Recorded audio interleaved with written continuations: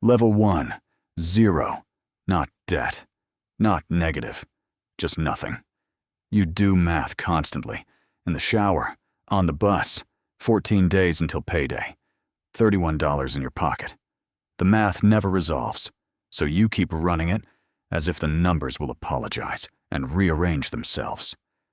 You walk into a shop and feel it before you see it. A man in a uniform stops looking at his phone. He does not follow you. He drifts. 3 aisles away.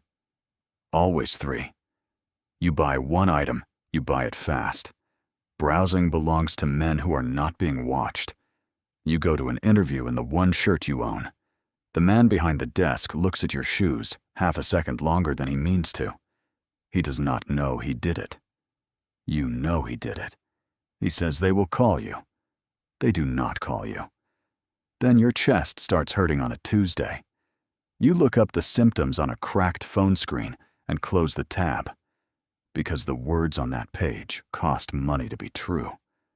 You wait 2 more days. You go to the emergency room, not because it is an emergency, because it is the only door that cannot legally turn you away. 6 hours in a plastic chair. 3 men who arrived after you get called before you. You do not complain, because complaining is a thing men with leverage do. The doctor sees you for 4 minutes. He does not sit down. He asks 2 questions and answers them himself. He says it is probably stress. He hands you a paper you do not understand. 2 weeks later, a bill arrives. $1,100. For the chair, for the 4 minutes, for the paper. You cannot pay it. So it goes to collections. And now the chest pain has a credit score attached to it. The world does not hate you at 0. Hatred requires attention. It moves around you the way water moves around a stone. You are not treated badly at 0. You are treated as scenery. Level 2, $50,000. It took you years. Every dollar is a thing you did not do.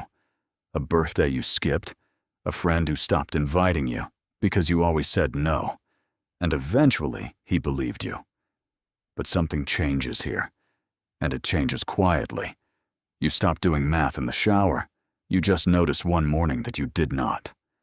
The number in your account is finally large enough that it stopped narrating your day. That silence is the first luxury you have ever owned. In restaurants, you are seated. Not well. Not badly. Seated. The waiter is polite the way a man is polite to furniture he must move around. He will not remember you tomorrow. You are not being ignored. You are being processed. And in the shop, nobody drifts 3 aisles away anymore. You do not notice this. That is the important part. The thing that made your shoulders climb for 25 years simply stopped happening, and you never registered the day it stopped. The chest pain returns. You call a doctor's office. They offer you an appointment on Monday. Money does not buy better medicine. It buys the ability to schedule your suffering. The doctor sits down. That is the part you notice, not the diagnosis. The fact that a chair was pulled out, and a man lowered himself into it and looked at you while you spoke. He orders a test. You say yes without doing arithmetic first. And you notice, with something close to shame, how quickly you agreed. How easy yes becomes when it costs nothing to say. You pay $420. You are annoyed by it. You do not think even once about the man in the plastic chair. You were him 3 years ago. You are not him now. And the strangest part, the part you will never say out loud, is how quickly you forgot what he felt like. At 50,000, the system stops working against you. It starts working around you, and you stop noticing it works against anyone at all. Level 3, $1 million. What it feels like is doors that open before you touch them. Men say yes to you now, not because you ask better, because refusal has become expensive for them, and they sense it before you finish speaking. You begin to believe you have become persuasive. You have not. You have become costly to refuse.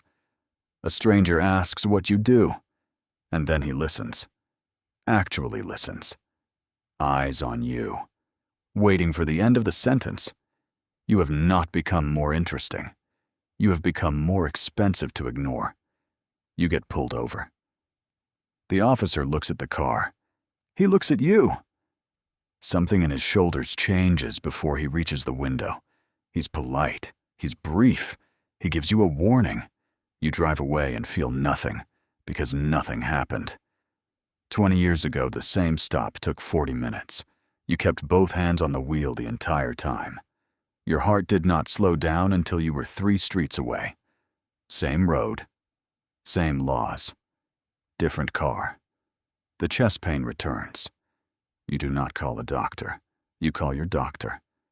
He answers his own phone. It is 9 at night. Then he says, "Come in tomorrow at 8. Before his other patients. There is a hierarchy inside every institution, and it is invisible until you are placed on it. The system looked at your file and lifted you. Tests the same day. Results in 4 hours. Nothing serious. Stress, they say. The same word the man in the plastic chair was given. Same word. Same body. He waited 6 hours to be dismissed in 4 minutes. You waited 4 hours to be reassured by the 2 best doctors in the city. The word was never the point. The word is free. Everything around the word is what costs money. At 1 million, you do not receive better answers. You receive certainty. And certainty is the most expensive thing the world sells. Level 4, $10 million. You stop going to institutions. Institutions come to you.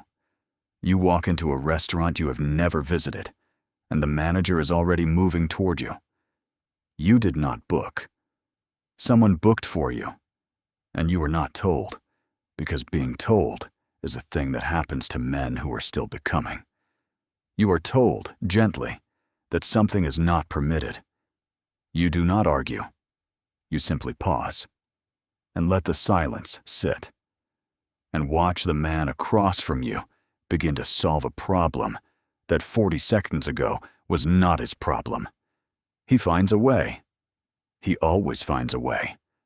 Not because the rule changed, because the cost of the rule changed. The chest pain returns. A doctor comes to your home. Read that again, because it is the entire level.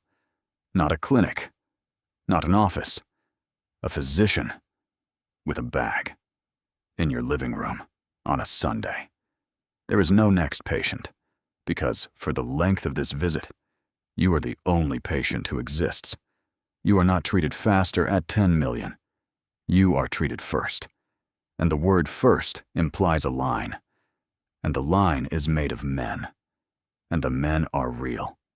And they will wait longer because you exist. You know this. You do not say it out loud. Nobody at this level does. At 10 million, the world does not serve you. The world reorganizes itself around you, and someone absorbs the cost. You will never meet him. That is the arrangement. Level 5, $100 million.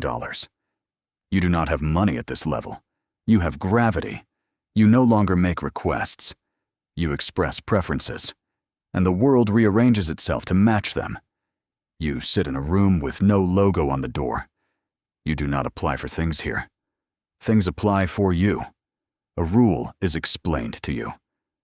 Then the man explaining it hears himself, and stops, and revises. And by the end of the paragraph, the rule has quietly disappeared. You did not ask for the exception. Asking would have been vulgar. The chest pain returns. There is no phone call. There is a man on your staff whose job includes noticing that you touched your chest twice this morning. By the time you decide you are concerned, the decision has been made for you. You do not go to a hospital. A hospital comes into existence around you. A wing is cleared. Not a room, a wing. A schedule for 11 other men is quietly rewritten, and none of them will ever be told why their Tuesday moved. The doctors are the best in the country. They were on a plane before you finished dressing.